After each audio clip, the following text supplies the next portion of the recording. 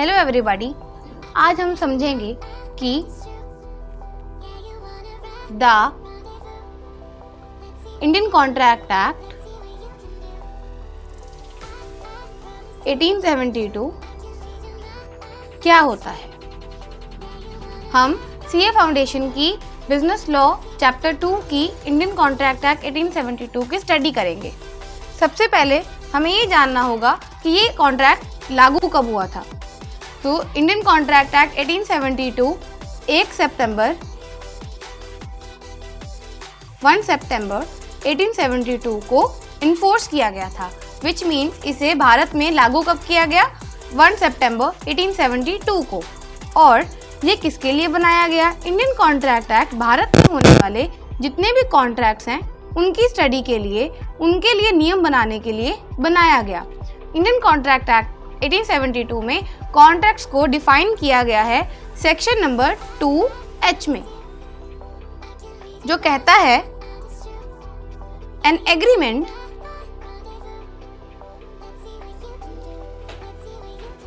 Enforceable by law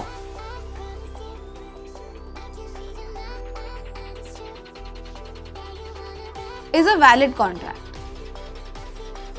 इसका मतलब है कि अगर आपको किसी भी कॉन्ट्रैक्ट को, किसी भी डील को अगर आपको वैलिड बनाना है, लागू करवाना है, तो उसके लिए एक एग्रीमेंट चाहिए और उसकी कानून के द्वारा इन्फोर्सेबिलिटी चाहिए। अब इन दोनों टर्म्स को समझते हैं। सबसे पहला है an agreement.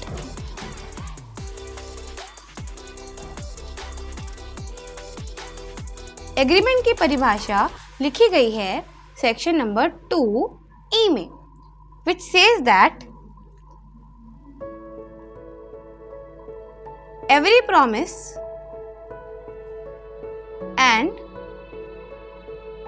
every set of promise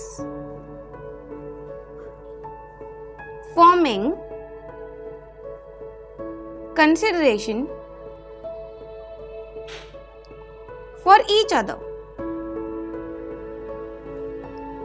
In this definition, there are two keywords. The first is promise and the second is consideration. So, first of all we will study promise क्या होता है। promise क्या होता है? promise बनता है एक इंसान के ऑफर देने से और दूसरे इंसान के उसी ऑफर को एक्सेप्ट कर लेने से, विच मीन्स एक्सेप्टेंस से।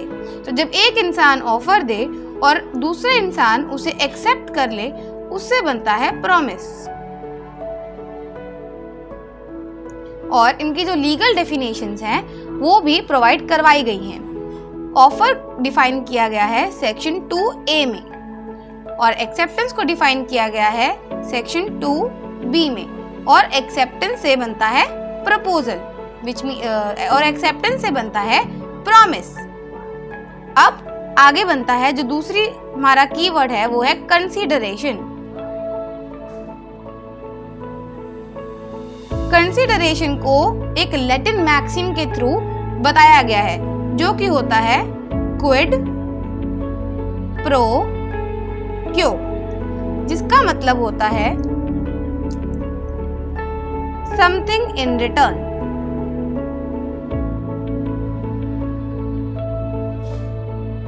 अगर आप एग्जाम में यह टर्म लिखते हैं तो एग्जामिनर को लगता है कि आपको इस डेफिनेशन की पूरी नॉलेज है। तो इसका मतलब क्या होता है? कंसीडरेशन का मतलब होता है कि एक दो पार्टीज जो एक दूसरे के साथ कॉन्ट्रैक्ट बना रही हैं, उन्हें बदले में कुछ ना कुछ मिल रहा हो। जैसे कि राम ने श्याम को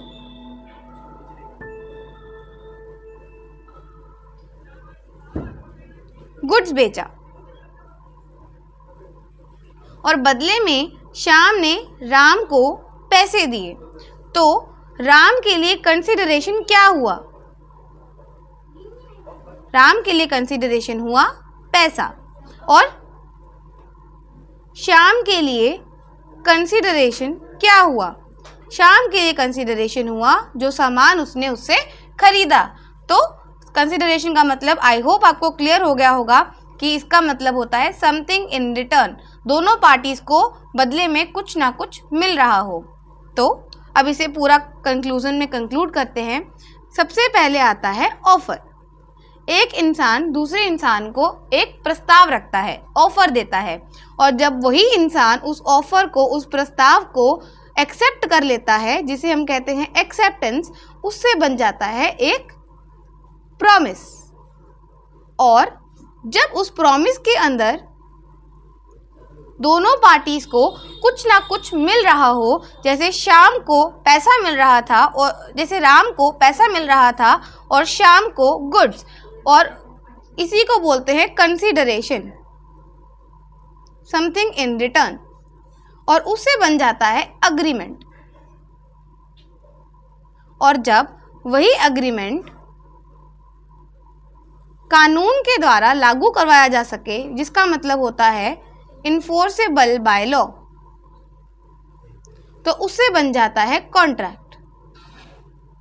इन्फोर्सेबिलिटी का मतलब होता है कि जब आप अपने कॉन्ट्रैक्ट को कानून के द्वारा लागू करवा सकें, कानून के द्वारा उसे कोर्ट में सुनवाई करवा सकें, उसे कहते हैं enforceable by law. For example, अगर राम ने शाम को गुड्स तो दे दिया, परंतु श्याम ने पैसे देने से मना कर दिया, तो इस कहानी में राम कोर्ट के पास जा सकता है और अपने कानून को और श्याम के खिलाफ कार्रवाई करवा सकता है। परंतु अगर हम दूसरे सिनेरियो में देखें, तो अगर एक फादर ने अपने बेटे को मूवी देखने का प्रॉमिस किया था, और अगर फादर इस प्रॉमिस को निभाते नहीं हैं, तो सन कोर्ट में जाकर यह नहीं कह सकता कि मेरे फादर के अगेंस्ट कार्रवाई होनी चाहिए, क्योंकि सोशल अग्रीमेंट्स यानी कि सामाजिक अग्रीमेंट्स कानून के द्वारा इन्फोर्सेबल नहीं होते हैं।